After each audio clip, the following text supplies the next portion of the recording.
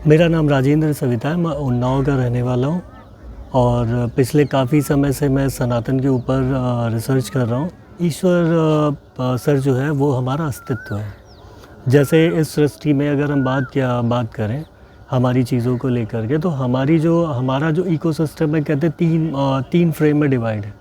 पहला हमारा हो गया आत्मा, दूसरा हमारा सूक्ष्म शरीर, तीसरा हमारा ये जो शरीर है।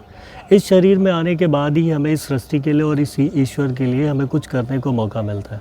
देखा जाए तो हमारा जो शरीर है, जो हमारा अस्तित्व है, यही हमारे ईश्वर के द्वारा दिया गया हमारे लिए एक सबसे बड़ा वरदान है। जैसे मैं इस शरीर में आया, तो इस शरीर में आने के बाद मुझे कुछ करने को मौका मिला इस सृष्टि के लिए, इस भारतवर्ष के लिए, इस पूरे विश्व के लिए, और देखा जाए तो इस सृष्टि के संचालन के लिए हम क्या कर सकते हैं। ये अगर हमें अपने जैसे अंतरात्मा से अगर हमें कुछ जानकारी मिलती है तो हमारे लिए बहुत बेहतर रहेगा। और दूसरा, ईश्वर जब हमें अस्तित्व देते हैं तो हमारे लिए कहीं ना कहीं बहुत बेस्ट होता है, क्योंकि शायद इससे पहले की जो दुनिया होती है वो बिल्कुल अलग होती है कहीं ना कहीं। देखिए भैया, अगर मैं ईश्वर को विज्ञान से जोड़ूँ तो जैसे मेरा जो अब तक का रिसर्च है, जो मेरा अनुभव है, जैसे मैं इस शरीर में नहीं था, इस शरीर के पहले की अगर मैं आपको बात बताऊं, तो इस शरीर में आने से पहले मैं था यहीं पर।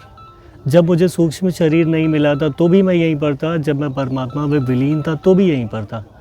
और जैसे लोग कहते हैं कि मरने के बाद में किसी आप दूसरी दुनिया में जाते हैं, किसी और जगह पर जाते हैं, तो मेरा ये मानना है कि मरने के बाद भी इंसान इसी दुनिया में रहता है। हमारे पैरेलल ही एक यूनिवर्स चल रहा है जो हमको देख सकते हैं, जिन्हें हम नहीं देख सकते। अब अगर बात करें ईश्वर की, ईश्वर को अगर हम डिफ़ाइन करें साइंटिफिकली, तो जैसे हमारे पुराणों में बोला जाता है कि भगवान शिव जो हैं, शंकर जो है हमारे, भगवान विष्णु का ध्यान करते हैं, भगवान विष्णु जो है वो हम शंकर जी का ध्यान करते हैं।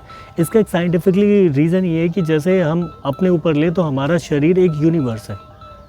आप अगर इस यूनिवर्स, अपने शरीर को एक यूनिवर्स से डिफ़ाइन करेंगे तो हमारे शरीर में जैसे करोड़ों सेल्स हर सेकंड जन्म लेते हैं, हर सेकंड डेड हो रहे हैं, वैसे ही हमारी पृथ्वी पर भी करोड़ों लोग आ रहे हैं और करोड़ों लोग जा रहे हैं। अगर हम जैसे यूनिवर्स की अच्छे से इसको समझने की बात करें भैया, तो मेरे हिसाब से इसका जो बेसिक है हमारे पूरे ब्रह्मांड का, वो हमारी स्पाइन है।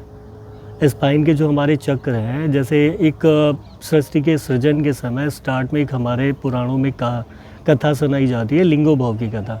उसमें बोलते हैं कि भगवान जब ब्रह्मा और विष्णु का जब जन्म होता है तो उसके बाद में उन्हें मतभेद पैदा हो जाते हैं कि कौन श्रेष्ठ और कौन बड़ा है, हम पहले हैं और आप पहले हैं।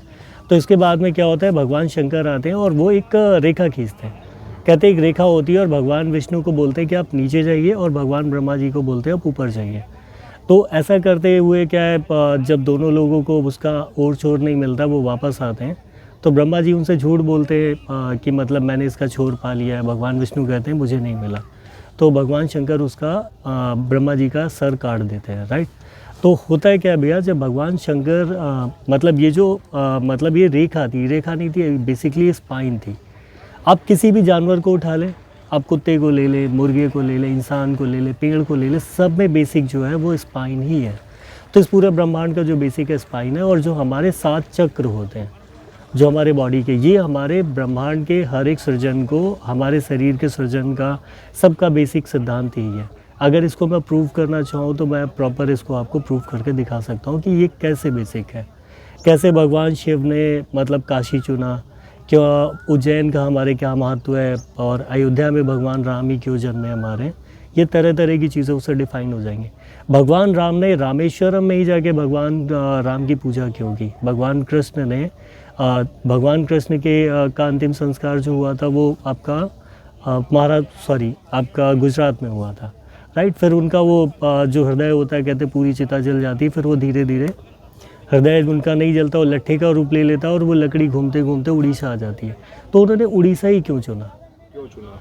भगवान कृष्ण ने उड़ीसा इसलिए चुना क्योंकि जो भगवान नटराज की 5 मुद्राएं हैं, जो पूरे ब्रह्मांड, जैसे पूरे ब्रह्मांड का सृजन और विनाश दोनों जो है हमारे भगवान शिव के अधीन है।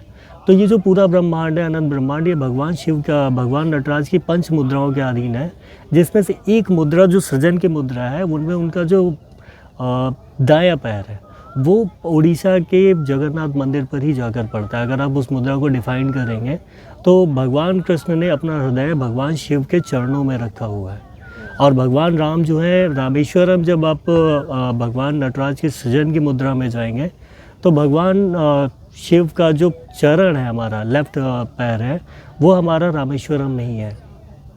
काशी की बात करें तो? काशी की बात करें वो ज्ञान भूमि है। आज की डेट में हमारा जो हिंदू धर्म का जो आज के टाइम में जो हाल हो रखा है, उसका एक सबसे बड़ा कारण है काशी हमारी ज्ञान भूमि है, धर्म भूमि हमारी है अयोध्या, और कर्म भूमि हमारी ये मथुरा। धर्म का पहले तोड़ा गया, काशी सबसे पहले तोड़ी गई, फिर हमारा धर्म को आघात किया गया, और धर्म के बाद हम तो कर्मविहीन हो गए, क्योंकि ज्ञान से ही हमें धर्म का ज्ञान होता है, धर्म से हमें कर्म का ज्ञान होता है। और आज सनातन में अगर हम बात किए जाए तो आज हम मैकाले की एजुकेशन को फॉलो कर रहे हैं, ना हमें धर्म का पता है ना ही कर्म का पता है। शायद इसीलिए हमारा हिंदू ही हिंदू समाज का दुश्मन बना बैठा है। ईश्वर प्रकाश नहीं है, ईश्वर जो है वो इन सबसे परे है। ईश्वर का अगर मैं स्वरूप की बात करूं, जो मैंने ईश्वर को देखा, ईश्वर की एक लट में हज़ारों गैलेक्सियों के तारे समा जाएंगे। उस स्वरूप की हम परिकल्पना नहीं कर सकते, मतलब परे है। मैं जब इस शरीर में आया तो आपको मैं बताना चाहूँगा आपके चैनल के माध्यम से कि मैं जब इस पृथ्वी पर नहीं था, मेरा अस्तित्व नहीं था, मुझे शरीर नहीं मिला था, जब मैं ईश्वर में विलीन था, शून्य में, तो वो एक ऐसी खुशी थी, एक ऐसा मतलब एहसास था कि जो शायद इस जन्म में मुझे मतलब कहीं पर भी वो महसूस नहीं हुआ। जब मेरी नींद खुली तो मैं ईश्वर की गोद में बैठा था, मेरी माँ मेरी आंखों के सामने बैठी हुई थी, वो मुझे गोद में खिला रही थी, और मेरे कानों में शब्द पड़ते कि ये तुम्हारी माँ है, और मेरा शरीर मेरी आंखों के सामने मूवमेंट कर रहा था, वो चल रहा था, दौड़ रहा था। और इस शरीर में आने से पहले जो मेरे शरीर के 4 साल थे, वो मेरे लिए सिर्फ 4 मिनट जितने थे। अब ईश्वर की आप शक्ति की कल्पना करिए, उस 4 मिनट में ना दिन हुआ ना रात हुई, जैसे मेरे शरीर को किसी ने 4 मिनट में ही 4 साल का कर दिया और मुझे इस शरीर में भेज दिया। देन फिर मैं जब इस शरीर में आया तो कुछ घंटे बाद मेरे जीवन की पहली रात हुई, और मैं काफ़ी समय तक अंधेरे से डरता रहा, क्योंकि उससे पहले मैंने कभी अंधेरा नहीं देखा था। उसके बाद ऐसा महसूस हुआ कभी? उसके बाद कभी नहीं, क्योंकि शरीर में आने के बाद ईश्वर कभी नहीं मिलते। कब? या तो आप शरीर का त्याग करें या फिर आपके शरीर से पहले। तो ये मेरा जो अनुभव है ये मेरे शरीर से पहले का है, और शायद मैं ये भी श्योरिटी के साथ कह सकता हूँ कि ईश्वर के एक दिन में शायद हो सकता है इस पृथ्वी के हज़ारों करोड़ साल बीत गए हो।